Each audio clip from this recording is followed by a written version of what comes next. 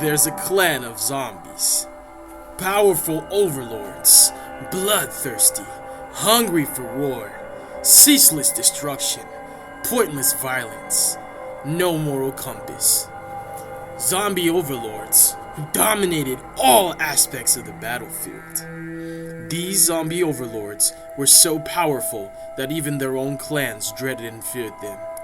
Once monarchs of their own realms and domains, they were banished by their own kind. Their brethren band together and harnessed their energies to banish them individually. And these lords, once known as domain lords, became banished lords. This is a feral and savage, evil archetype known as the banished lords, comprised of two different hierarchies. Banished lords who reign with terror and cruelty, all tyrannical in their nature, over all the other zombie lords and zombie pawns. However, as powerful as these lords are, they are still subject to the lords of horror. Even mightier than the original lords, these fearsome, dreaded emissaries are so powerful that they can only act outside of their banished realm through their underlings, the original hierarchy of banished lords, scheming and plotting to escape from their banished realm so they can return to their domain and wage ceaseless war on all those who betrayed them. They learned one valuable lesson. Everybody ain't your friend. Before I began to show this content on this custom archetype, I got a voiceless voice email from Lo.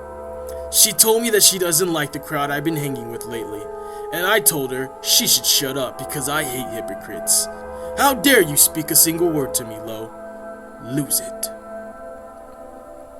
Today we're going to be talking about this archetype, and we're going to begin with the first hierarchy, which are the banished lords who have the power to access the entire archetype, the starter cards. Let us begin, fools. We'll be talking about Banished Lord Savant. Once per turn, you can banish this card from your hand or field for cost. That is the same cost that all of the lower ranking Banished Lords will have. They will also all be level 8 Dark Zombies with 0 attack and defense. And if you even think about breathing with this deck, you'll be locked into zombies. They don't take kindly to you using anything that's not them. Once per turn, you can banish this card from your hand or field cost. Banish one Banished Lord card from your deck. If this card is banished, except by its own effect, you can add one Banished Lord spell or trap from your deck to your hand. You can only use each effect of Savant once per turn, and if you even think about breathing with this deck, you'll be locked into zombie monsters.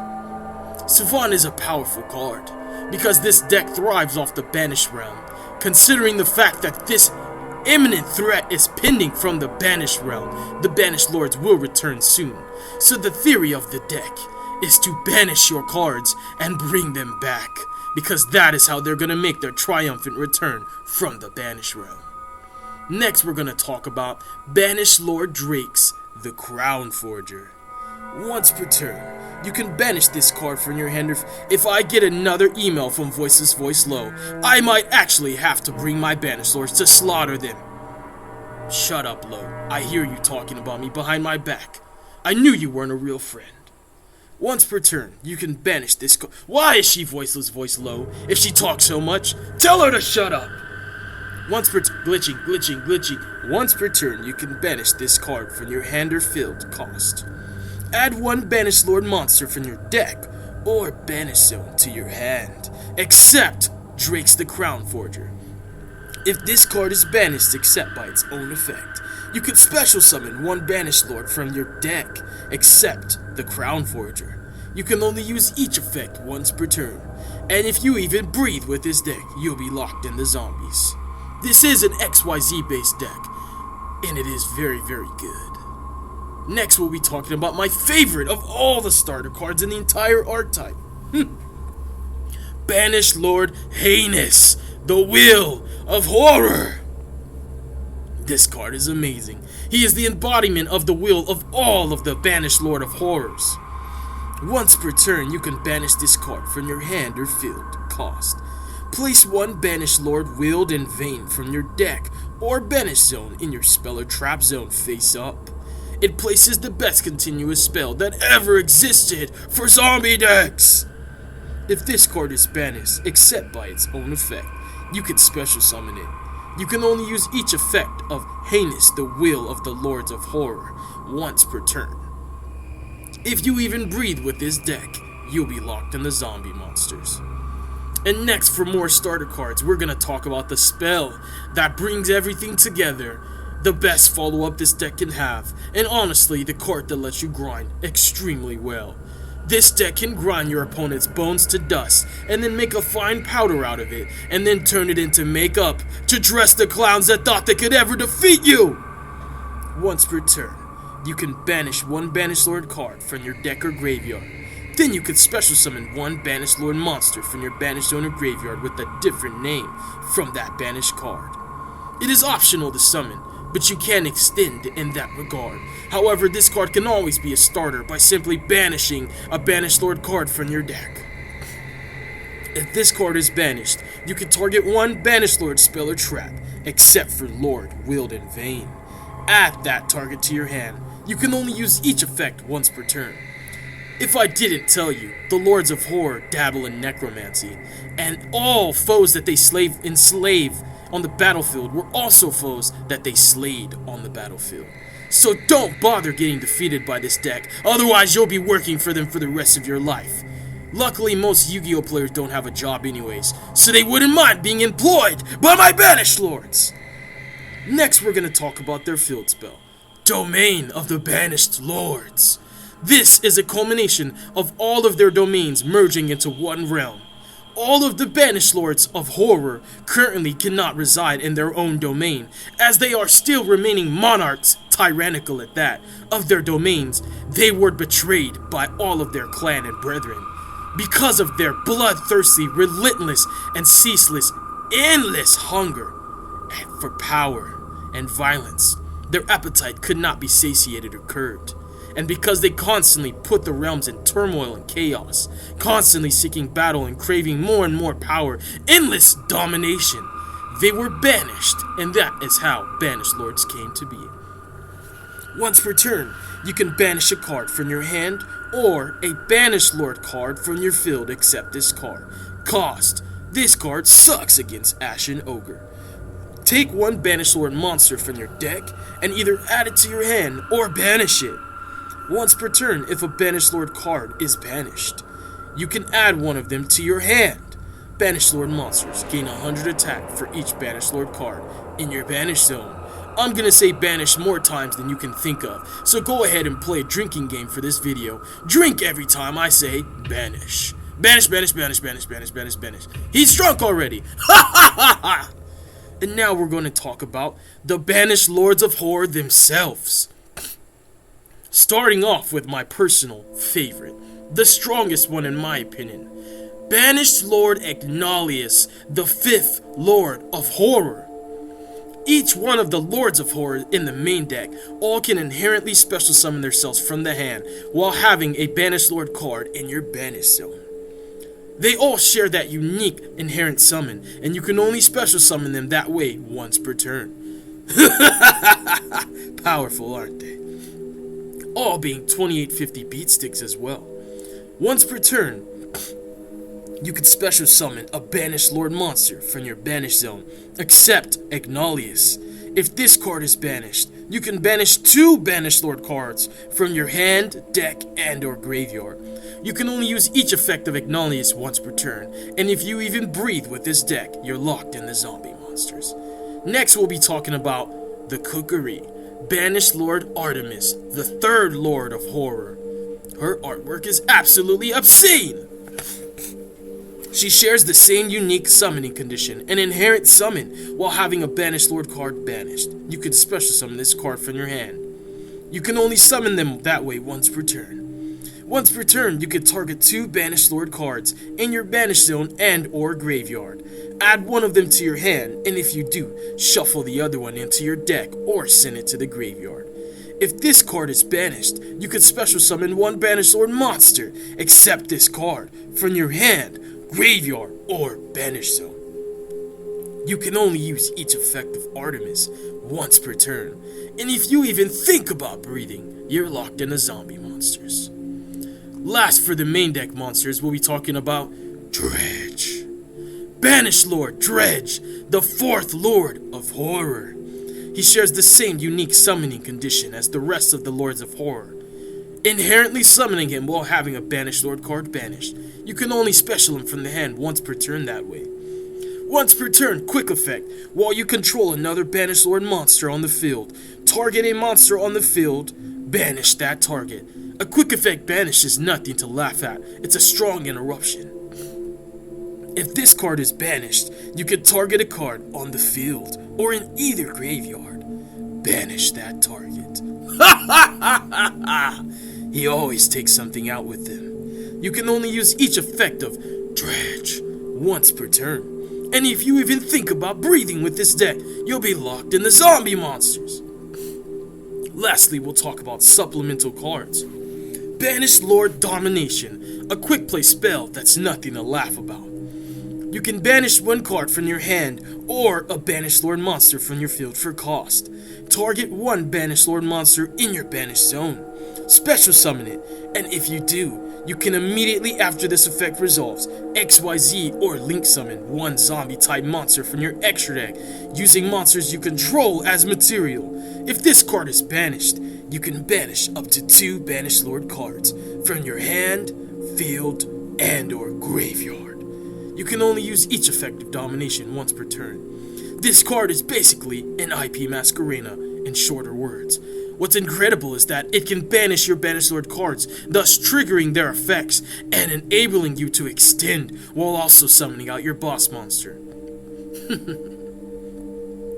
The last card for the main deck we'll talk about is the first Lord of Horror's Will, Banished Lord Pariah's Will.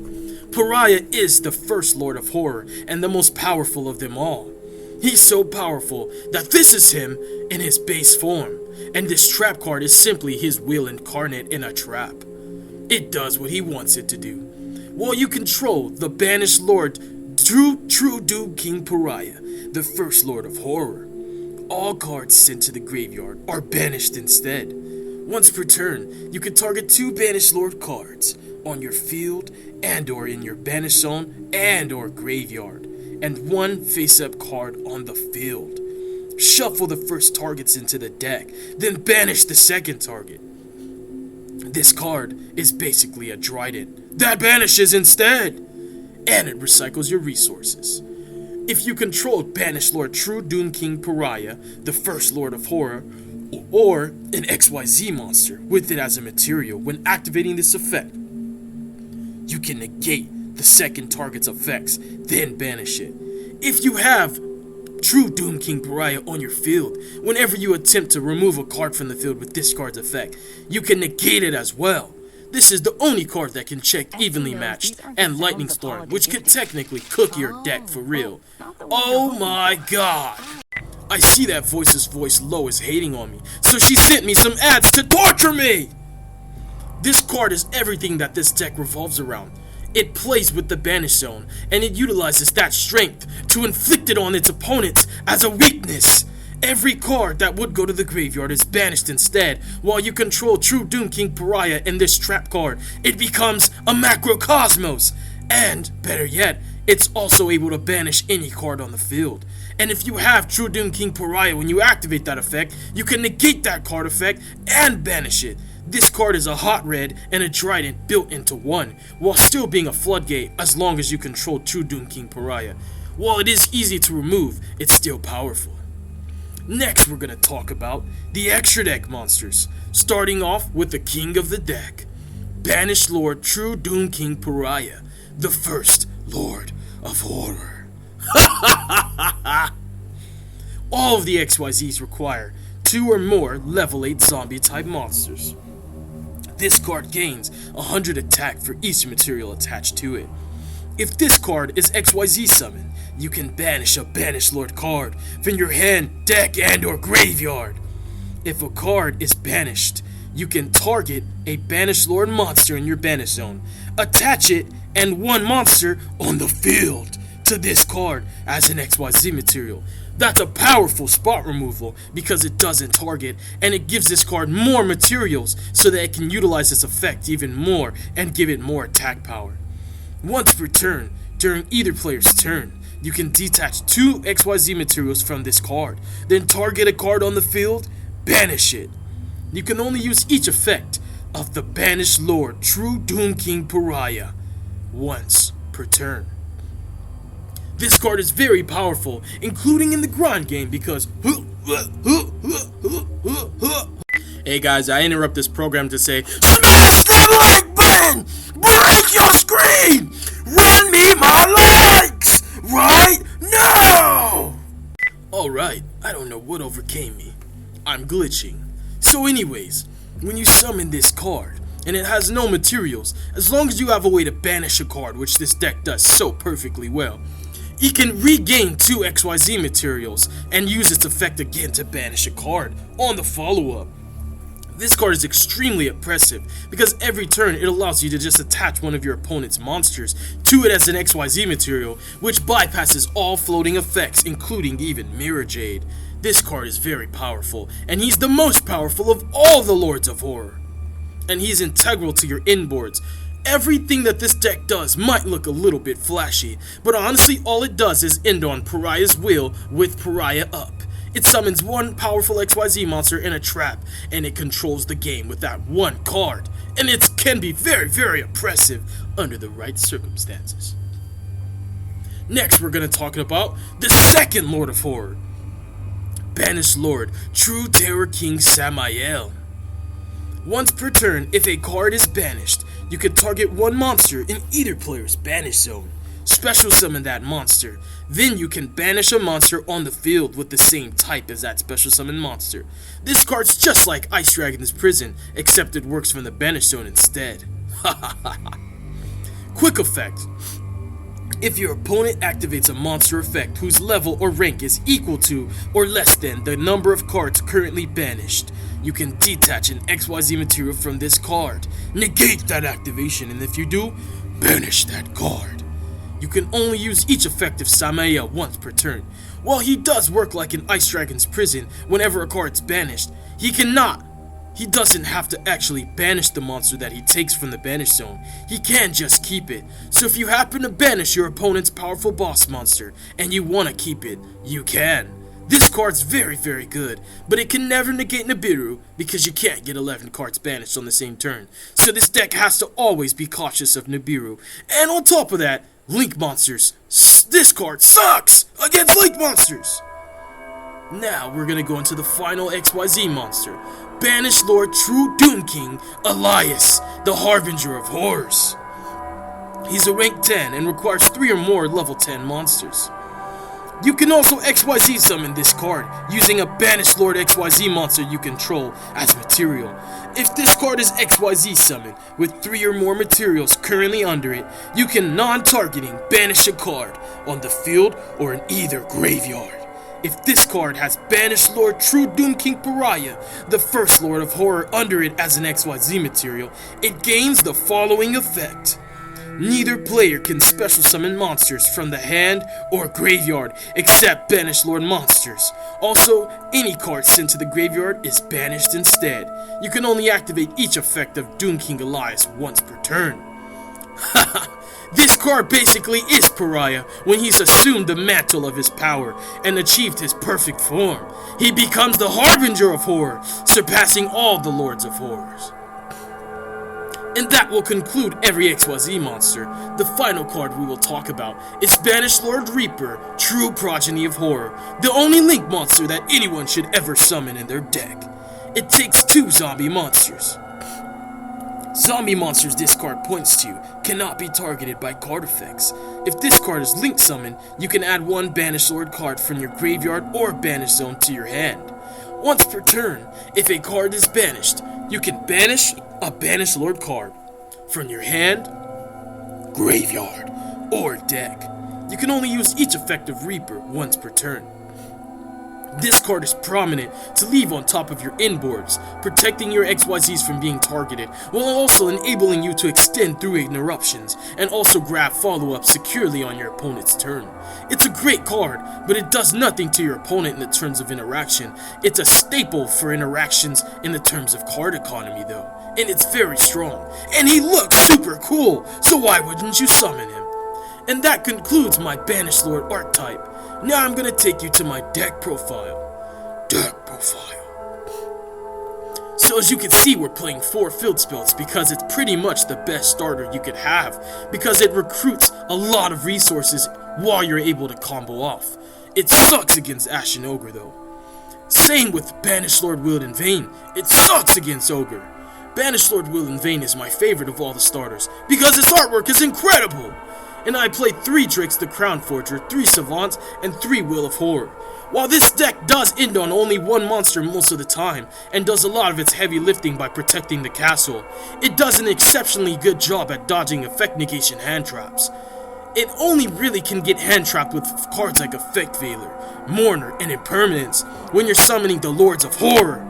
But the lower ranking lords have the ability to just passively dodge those cards, because they can simply banish their cards from the hand or field for cost to activate their effects.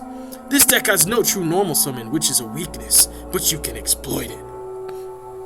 We play 3 of all the starters, because consistency is key in the name of the game. Next up we play 2 copies of Ignalius, because he's one of the best cards you can draw in conjunction with your field spell. He's really good to open up into plays. We play 2 copies of Dredge because, even though he sucks to draw, you need 2 because the layers that you get in this deck's interruption come from having a Dredge on your field to use his on-field effect, and then later on banishing one from your deck off Ignalius to use his second effect to provide another spot removal. This deck's inboard can get you 4 banishes, 1 from the trap, 1 from the True Doom King, Pariah, and 2 from your different Dredge interactions. 4 banishes is not anything to laugh at, considering that you have a Macrocosmos to back it up with. 4 interruptions might not be a lot, but because they're spot removals, and if you time them right, they'll definitely be enough.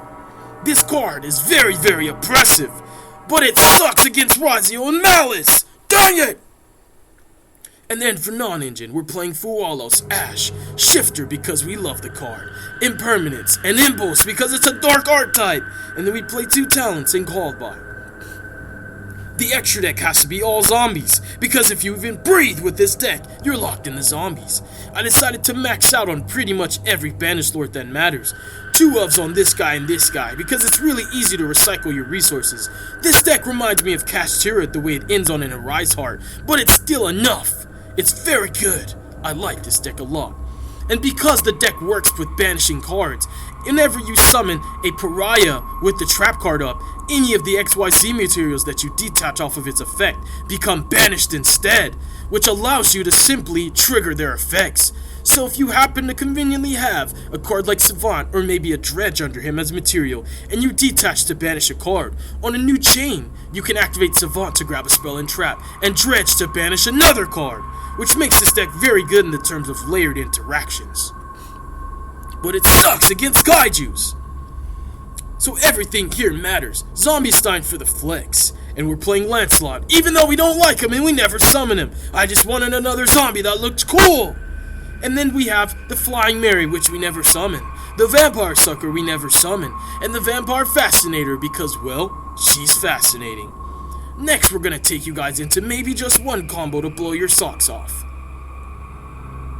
We're gonna go into solo mode. And I was enjoying my time with you guys, but I'm gonna tag out for Stacks because I need his voice for this segment of the video. What's good, young goats? Hopefully you guys are enjoying yourself so far. Alright, so I'm tagged back in. Today I'm going to be showing you guys just one of the mini combos that this deck has, so you can get an idea of what the inboards look like. So, if you resolve Savant, Willed in Vain, the Field Spell, Drake's the Crown Forger, or Will of Horror, they all accrue to pretty much the same inboard. The fluidity of this deck is pretty crazy. It doesn't end on the most broken inboard, which is kind of like a weakness. If you look at it, the ceiling is not as high as it could be. However, in the terms of the value that you get off the cards, the follow-up that you get, and honestly, the ability to navigate fluidly through effect negation hand traps, and to just be able to always end on your quote-unquote detonator, no matter how many hand traps your opponent has, is really, really good. So as far as custom decks go, this is definitely one of my favorite ones. You definitely have lines where you can play through Nibiru, because you can actually just summon with your one card combo. You can summon one pariah with the trap set, and then in your main phase forcing your opponent to nib you, and after that you just summon your next pariah, which is pretty easy to do. So I'm going to show you guys a combo today with Banished Lord Heinous the Will of Horror. So what you do is you banish him from your hand, and then you're going to place your Willed in Vain here. Keep in mind that the lower hierarchy of the Banished Lords do not get their effects when they're banished by their own selves. They get their effects when they're banished by another card effect, so he won't trigger to summon right now. The next thing we're going to do is activate Willed in Vain. We are going to banish Ignalius from our deck, and we're going to summon from our Banish Zone or Graveyard something that has a different name from what we banished. So we're going to summon back Heinous here, and that will trigger Ignalius, and Ignalius is just going to banish 2 Banished Lord cards from our deck. So what we're going to do here is we're going to banish a Savant as one of them. Savant is like so good in this deck. And the next thing that we can do, it depends on what interaction your opponent has. You can banish Drake's the Crown Forger and immediately summon from the deck, and getting him in the Banish Zone. Loading your Banish Zone is so important for this deck, because you need to reach a certain threshold so that when you start interacting with archetypes with your second Lord of Horror, he can negate monster effects. He can't hurt links, but you know, if you only have 3 cards banished and your opponent summons a RYZEAL monster, you can't even negate it, which is crazy. So you just want to focus on resource management and also just like maintenance. So we're going to banish the Savant here.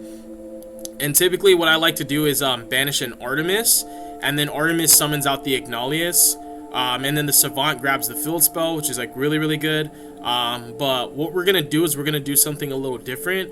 We're actually going to go ahead and banish our Drake's the Crown Forger, so that we can have him, because we can get him back from the Banish Zone later and use his effect to search if we need to. So those 2 get banished, then we're going to trigger both their effects. Chain Block. Savant will always be Chain Link 1, so what we're going to do is we're going to summon from our deck. And you can just summon the piece that you're missing. So again, for the sake of loading your Banish Zone, you actually can special summon a Savant, because you haven't used her first effect. Because she just lets you banish another Banished Lord card. And then you're going to resolve your Savant's second effect here to grab a Banished Lord spell or trap. You're going to grab the Field Spell. The Field Spell is pretty integral to end on. You always should be ending on this card. Alright, so we're looking pretty good so far. We can activate this Field Spell and just keep it here. The next thing that we're going to go ahead and do is banish the Savant. Keep in mind we have summoned twice now. We're going to banish the Savant to banish another card, and we're just loading up our Banish Zone here. We will banish the Artemis, and we will trigger the Artemis's effect to summon one from the Banish Zone. You haven't used Drake's effect to search yet, which is super good. But you're just keeping your zone loaded up here. So we're going to summon out Ignalius. This is going to be summon number 3. What we're going to do next is we're going to use Ignalius to special summon the Artemis from our Banish Zone. This is going to be summon number 4. The next thing that's really important here is you keep in mind you haven't used Drake's effect, his first effect, to search. So what we're going to do is we're going to use Artemis here to target one of the Savants. We're going to target that and the Drakes at the Drake's to hand and put the Savant back into the deck. Shuffle that up. So once we summon our Pariah, we're going to be playing into Nib, but we're going to be able to play through it because we have the Field Spell plus Drake's first effect to extend past it. But what we want to do here is we want to just check for Nib. And so what we also have to keep in mind is we haven't used Heinous's other effect. When he's banished, he could just get resummoned by something else. So we're going to actually overlay these two into our first Pariah. We're going to overlay him in attack because he's a zombie, has 0 defense.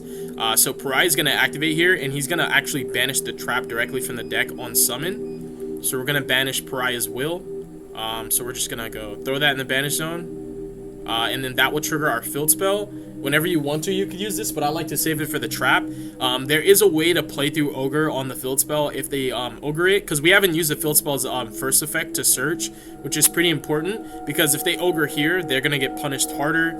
You know, it's like you can Ogre on the will as well, but I'm just saying, like, in the lines where you have the field spell and it gets Ogred on the second effect, which is better to play through Ogre if you use the second effect before the first, because this card is going to go to the grave, and you can actually use Pariah to target the will, banish it, and then trigger will to add something back from the banish zone, which can be the trap as well.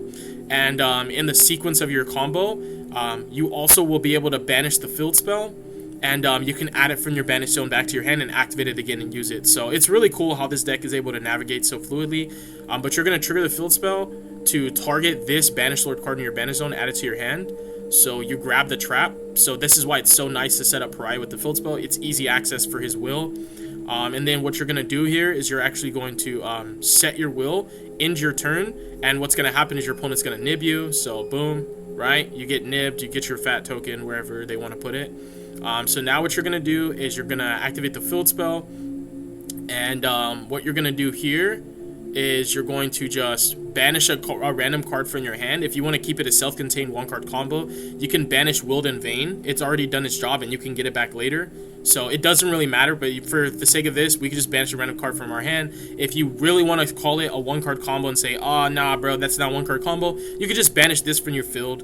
And what you're going to do is you're going to take a Banished Lord from your deck, and you're going to add it to your hand. So what we're going to do is we're going to banish a random card, add Dredge from our deck to our hand here.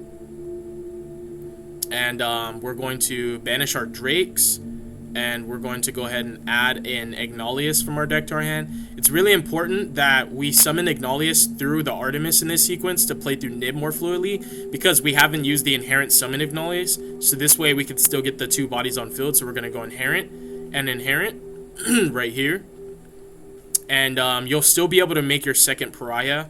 What's really, really cool also, again, is the fact that you're able to play so fluidly through effect negation hand traps as well, because if your opponent impermanences or veilers or mourners your Pariah on summon, which is a really good point to do so, Pariah can chain his own effect detaching and then just banish himself, and then he'll resolve, and you can summon him from your banish zone on your opponent's turn and in your turn, and then get his effect to attach one of your opponent's monsters and one of your banished guys to him, and then just reset Pariah with the trap.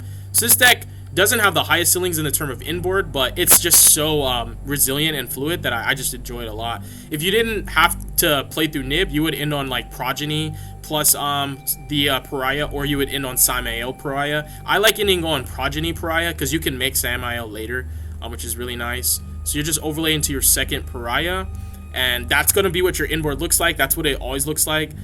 So you're going to be getting the banish off of this. You're going to be getting, and that's also really important when you play through Nib to put the Ignalius under this, because what happens is when you use this guy's effect and you banish both your materials because they don't go to the grave, they get banished, you're going to target a card on your opponent's field, banish it, and negate its effects because you control this card. So it works against like board breakers like the Lightning Storm Raigeki. So you get the effect of the trap. That's a Omni Negate banish, like Hot Red then banish. Then this guy's effect to banish. And because these guys got banished right here, you're going to banish 2 more Banished Lord cards from your deck. And this guy's just going to target a card on the field or in the graveyard and banish it. And Ignalius is going to literally trigger its effect to banish the Artemis. Like you can banish the Artemis here, which is like really, really important because Ignalius can do that. And then we're going to go up. I'm sorry, that's the wrong card. Ignalius can't do that. Ignalius purely banishes, I believe, from... Oh, no, I was right. From your hand, deck, or graveyard. So you banish the Artemis as one of them. And then for the sakes of, like, follow-up, you can banish the Savant, get another spell or trap. But what we're going to do here is we're going to take a Crown Forger and banish that guy. And you're going to summon out a Dredge from your deck. And then the Artemis can trigger, and what the Artemis is going to do is guarantee your follow-up by literally just summoning out the Savant, or you can summon out the Artemis. It doesn't matter either way, whichever you want to do, but you put the Savant right there, which is really, really good because this is always going to give you the spell trap anyways, plus the body so you can like chunk block, and then you'll get Dredge's effect to banish another card. So you get 4 interruptions. It's pretty solid. Keep in mind that whenever you're banishing, you trigger your field spell. So when you banish your Ignalius to do its effect, you use the field spell to add him from your banish zone to your hand, so that's already guaranteed follow-up. Then you get follow-up off Savant, and you have follow-up because as long as Wood and Vein stays up every turn, and the field spell, so follow-up here, follow-up there, follow-up there, follow-up there. Yeah, this deck's just really good to grind pretty much any deck it's going to be able to grind with, and most of the time, it'll outgrind them. Like I said, the ceiling's not as high as the inboard, but you just got to keep in mind that, like, the resiliency balances out the fact that the deck is not going to end on the best board. And in the terms of, like, custom archetypes, there's some archetypes that I've made that are stronger than this deck for the inboard, but this deck just is able to get to its inboard through, like, every hand trap. So it reminds me a little bit of RYZEAL in that terms. It does lose to, it gets cooked by Lancia pretty hard, you know. It's not the most perfect archetype, but that's how you want to make your custom cards. You got to make sure that they can lose to some conventional cards.